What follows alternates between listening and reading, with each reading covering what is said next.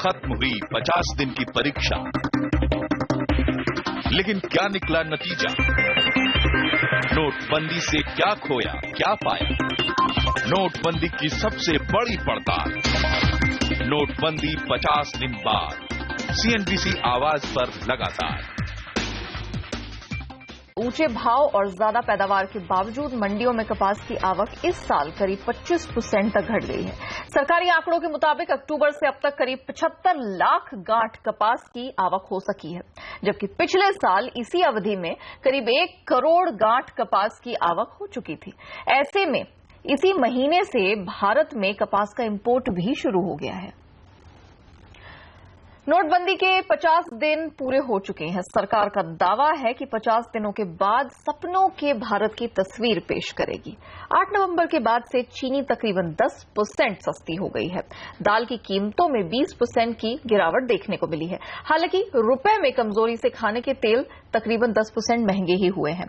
अब बताया यह जा रहा है कि नोटबंदी की वजह से कीमतों पर बड़ा असर पड़ा है।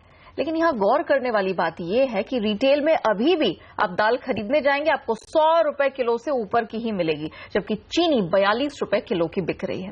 हां, सब्जियों की कीमतों में गिरावट जरूर देखने को मिली है, लेकिन ये नोटबंदी किसानों पर एक तरह से भारी ही पड़ी है।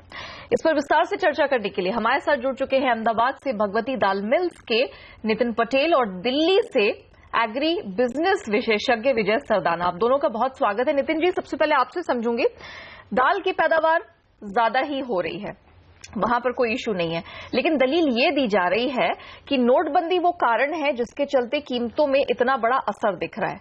कीमतों पर नोटबंदी का आप असर कितना देख रहे हैं?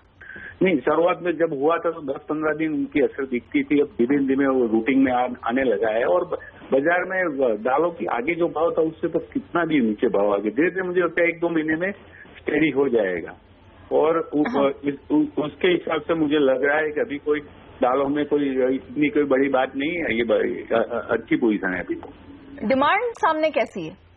डिमांड धीरे लास्ट 15-20 दिन से डिमांड चालू हो गई है। हाँ। थोड़ी असर उनकी थी, अब धीरे धीरे उनको रूटीन में आने लगा है। अच्छा, आपने कहा डिमांड अब थोड़ा पकड़ने लगी है, लेकिन नितिन जी, जो हमने नोटिस किया है, आपने भी गौर किया होगा कि रिटेल में जो दाल है अभी भी 110-120 रुपए किलो की मिल रही है, उस पर कोई असर नहीं पड़ा है।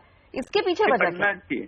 नहीं पड़ना चाहिए। धीरे धीरे लोग उसकी डिमांड करेंगे, लोग को मालूम पड़ेगा जितना जो अभी 1 महीने में से जो दालों का भाव नीचे आए तो लोगों के ध्यान में आने लगा है तो लोग मानेंगे ये भाव। तो आपको लगता है कि 1.5 महीने के बाद, पहले तो हमने तुरंत थोक में कीमतों को गिरते देखा, अब आपको लगता है कि रिटेल में अब गिरावट मिलना शुरू होगी? हाँ, हो जाएगी। हाँ, होनी चाहिए, अब होनी चाहिए।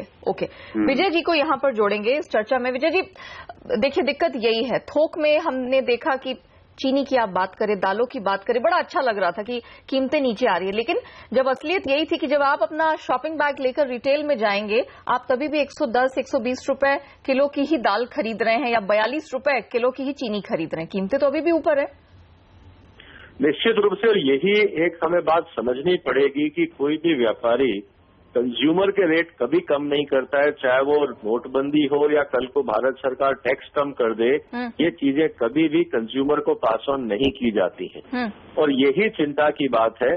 और आज भी नोटबंदी का जो सबसे खराब असर है वो किसानों पे है, क्योंकि व्यापारी किसान को ये कह के सही नाम नहीं दे रहा है कि आगे से डिमांड नहीं है और मेरे पास कैश नहीं है, आपको सस्ते में देना है तो दे दो, नहीं तो मैं माल नहीं लूंगा। और उनको पता है कि किसान की मजबूरी है, वो कहीं जा नहीं सकता। और दूसरा, जो भारत सरकार के जो आउटडेटेड कानून है APMC के, जिन्होंने किसानों को बंधक बना रखा है, ओपन मार्केट में वो डील नहीं कर सकते। भारत सरकार ने एक मोनोपोली क्रिएट कर दी है जो आज किसानों को हर्ट कर रही है। मुझे लगता है इस पूरे सिस्टम को रिव्यू की जरूरत है।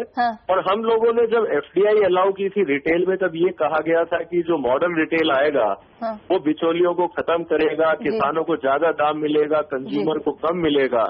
लेकिन आज वो सारे एफडीआई लार्ज चेन्स भी उसी एक्सप्लॉयटेशन में जुड़ गए हैं। तो मुझे लगता है पूरे पॉलिसी रिव्यू की जरूरत है और तभी इसका रास्ता निकलेगा। विजय जी, ये बात आपने सही कही। इनफैक्ट नोटबंदी के पीछे जो दलील बार बार दी जा रही थी कि गरीब लोगों को यहाँ चिंता करने की जरूरत नहीं है, किसानों का फायदा होगा। मैं आपसे समझना चाहूंगी, आप इकोनॉमी पर, सरकार की पॉलिसीज पर बड़ी पैनी नजर रखते हैं। बतौर इकोनॉमिस्ट आप इस कदम को कैसे देख रहे हैं, और जो फिलहाल हालत किसानों की है, क्या आपको लगता है कि ये एक साइड इफेक्ट है इस पूरे कदम का, या फिर इसे पूरी तरह से प्रिवेंट किया जा सकता था? देखिए, एक बात आप मान के चलिए, किसी भी इकोनॉमिक एक्टिविटी को अगर आप बगैर रेगुलेशन के फ्री छोड़ दोगे तो उसमें एक्सप्लॉयटेशन आएगा। आज जो हम ये कह रहे हैं कि किसानों को नोटबंदी का फायदा मिलेगा, ये तभी मिलेगा जब उसका एनफोर्समेंट होगा। लेकिन अगर आप खुला छोड़ दोगे तो जो भी आदमी कमजोर है उसका एक्सप्लॉयटेशन होगा। ये इकोनॉमिक्स में होता है, ये मार्केट फोर्सेस करती हैं। सर, ये क्या किया जा सकता था कि नोटबंदी का पूरा फायदा किसानों को और साथ में कंज्यूमर्स को भी मिल पाता? इसके लिए क्या किया जा सकता था? वो कौन सी कड़ी है जो सरकार ने मिस कर दी? देखिए, सबसे पहले हम ये कह रहे थे कि अगर आपको ई पेमेंट करना था तो सबसे पहले आप मंडियों में करते, और जो मंडी समितियां हैं उनको एनफोर्स करते कि कोई भी ट्रांजैक्शन बिलो एमएसपी नहीं होगी। अगर कोई व्यापारी एमएसपी नहीं दे रहा है तो वो नहीं खरीदेगा। आप ये 2 कानून तुरंत बना सकते थे, क्योंकि डिमांड तो बनी हुई है। और अगर व्यापारियों को माल देना होता या किसान से लेना होता तो मिनिमम एमएसपी देना पड़ता। लेकिन आज क्या हुआ, हमने वो कंडीशन लगाई नहीं, ई पेमेंट किया नहीं मंडियों में, तो किसानों को हमने उस व्यापारी वर्ग के भरोसे छोड़ दिया जो आज तक उसका एक्सप्लॉयटेशन करता रहा। और हमें ये पता है कि 50 रुपए अगर मंडी रेट है और 120 रुपए कंज्यूमर रेट है, तो क्या सरकार को बीच में इंटरवेंशन की जरूरत नहीं थी कि आप 100 रुपए से ऊपर अगर कोई भी एमआरपी लगाएगा उसके खिलाफ कार्रवाई होगी? अगर हम कुछ कर ही नहीं रहे हैं, जैसे हमने नोटबंदी पे कार्रवाई करी, तो एग्रीकल्चर ट्रेड में कंज्यूमर और फार्मर के इंटरेस्ट के लिए हम कुछ नहीं कर रहे हैं और इसका फायदा बीच का ट्रेड उठा रहा है।